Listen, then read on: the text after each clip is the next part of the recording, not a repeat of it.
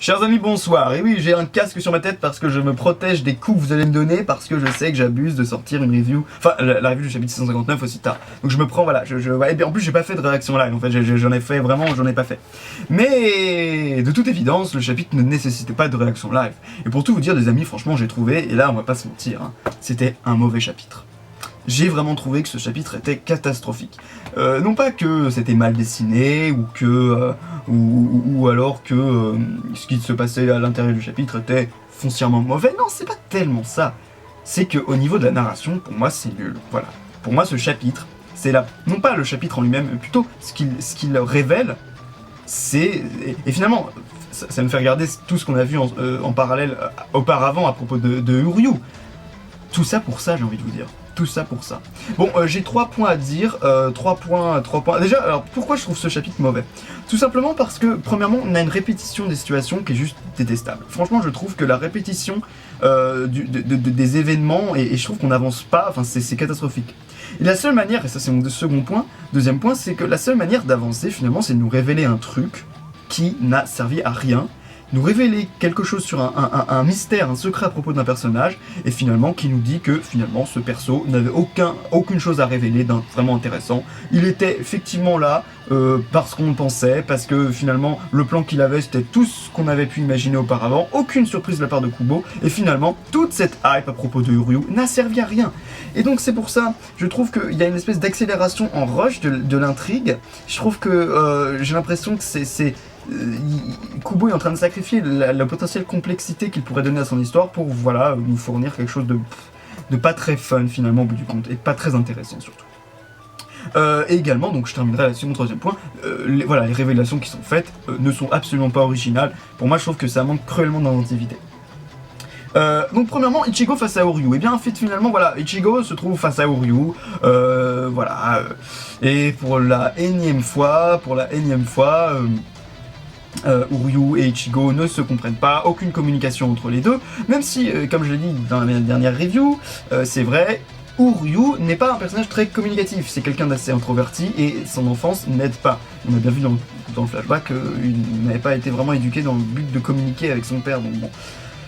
En l'occurrence, on a encore une fois un Ishida qui se confronte à un Ichigo en pleine puissance, enfin pas en pleine puissance, mais je veux dire qui est au même niveau qu'Ichigo, et je trouve que, bon, certes, effectivement, Uryu c'est foncièrement le deuxième plus fort du groupe de la team Ichigo, si je puis dire.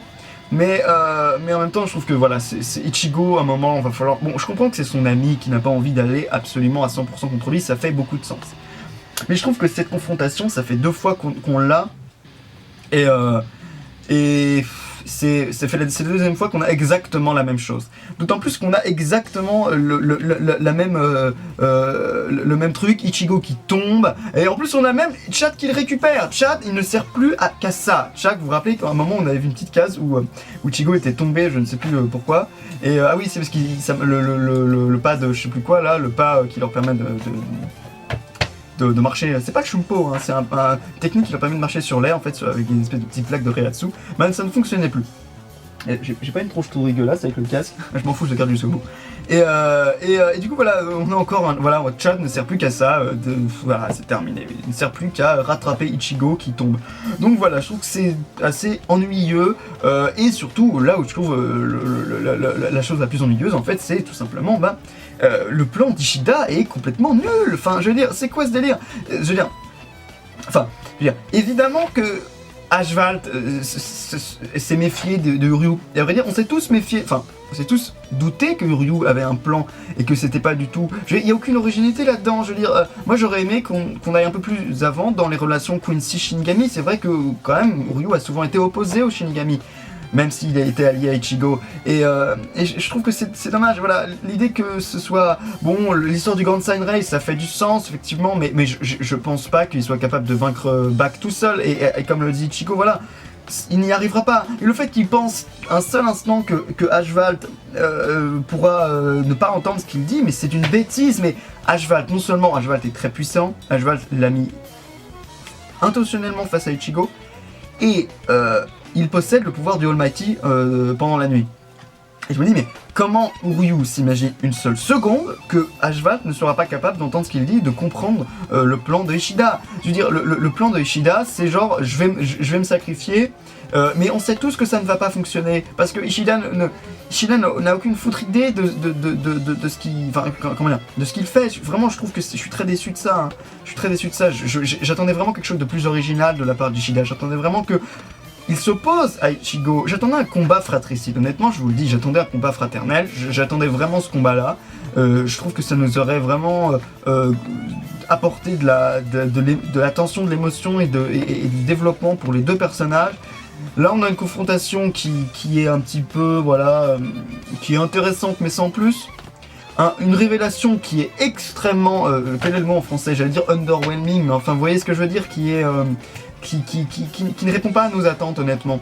Je veux dire, Uryu, comme le dit Ichigo, parle comme s'il était fou. Il ne se rend pas compte des enjeux, et on sait très bien que Uryu n'est pas capable, lui-même, avec son Yatsu.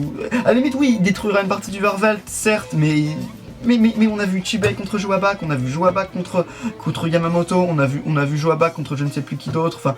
On a vu tous ces mecs-là se faire défoncer contre Joabak. Qu'est-ce qu'il va espérer, Uryu? Qu'est-ce qu'il va espérer, sérieusement? Et en plus, il est face à Ashvald, qui entend tout, qui est le Almighty, qui peut voir tout. Ah. Et il s'imaginait que voilà, son plan allait marcher. Mais non! Et là, on se retrouve avec une confrontation avec Ashvald, et Ashvald est un des derniers méchants qu'on est en rab, pardon. Donc voilà, est-ce que c'est Ichigo qui va se le faire? Est-ce que c'est Uryu contre Ichigo? Est-ce que Uryu et Ichigo qui vont taper Ashvald? Je veux dire, tout ça pour ça, tous ces chapitres sans Uryu pour à la fin juste que Uryu revienne dans le camp des gentils. C'est tout ça pour ça, mais c'est quoi? What? Mais non! Non, Kubo, là, non, là c'est pas bien, Alors est-ce que c'est l'éditeur qui lui demande de rusher l'intrigue? Peut-être qu'il aurait ralenti la révélation, bon, je sais pas, hein, mais moi j'aurais aimé que les motivations d'Uryu soient plus intéressantes que ça. Qu'il soit contre Bak, ça d'accord, je peux comprendre, puisque finalement Bak c'est celui qui est à l'origine de la dislocation de sa famille, de son enfance un peu pas terrible, on va pas se mentir, et puis de la destruction de ses propres amis, parce que évidemment Uryu c'est quelqu'un qui ne s'arrête pas à sa propre race de Quincy, évidemment. Donc voilà, et je pense que voilà, cette confrontation, mais là finalement il a le rôle de Gin d'une certaine manière, qui veut détrôner Aizen, mais au moins... Au moins avec Gin, il réussissait d'une certaine manière à faire quelque chose. Et Gin avait quand même gardé ce goût de bad guy. Gin n'a jamais été vraiment un good guy. Wow. Oh la peur de ma vie, les amis. Ouais, Gin n'a jamais été vraiment un good guy, enfin un gentil. Gin a toujours ce côté un peu troller, ce côté un peu serpent, et finalement il a jamais été... Il a quand même troué Yori, hein, voilà, faut quand même prendre en compte ça. Donc il avait aucun scrupule. Alors, tandis que là, Uryu, j'ai vraiment l'impression qu'il gâche toutes ses opportunités, qu'il a perdu un temps fou. Il s'est opposé à Ishida pour rien, à Ichigo pardon, pour rien, vraiment. Tout ça, pour une technique de Reishi dont on n'est même pas sûr que ça va fonctionner, et en plus un sacrifice qui est révélé dans un chapitre dont on sait que voilà, bon. Je me répète, je pense que vous avez compris l'idée. J'espère vraiment que Kubo va se rattraper dans les prochains chapitres, qu'il va apporter un peu... Yo les amis, excusez-moi, ma caméra a planté juste avant que je termine la review, donc ça fait suer. Oui, donc de toute façon, je n'avais qu'à terminer ma review, donc voilà, j'espère que, voilà, Kubo se rattrapera dans ses prochains chapitres, et j'espère qu'il va nous apporter un peu plus de complexité dans les enjeux, dans les rapports que les personnages entretiennent entre eux. J'aimerais vraiment que la narration ne soit pas bâclée, voilà, là je trouve qu'on a... une révélation qui finalement est rushée mais n'est pas intéressante et finalement complètement rend moisi toute cette hype qui tournait autour du personnage d'Ishida.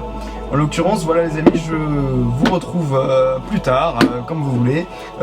Je sais pas, je ferai une vidéo prochainement, un jour, un mois, dans un mois peut-être. Et je vous dis, passez une excellente soirée, tiens, à la prochaine.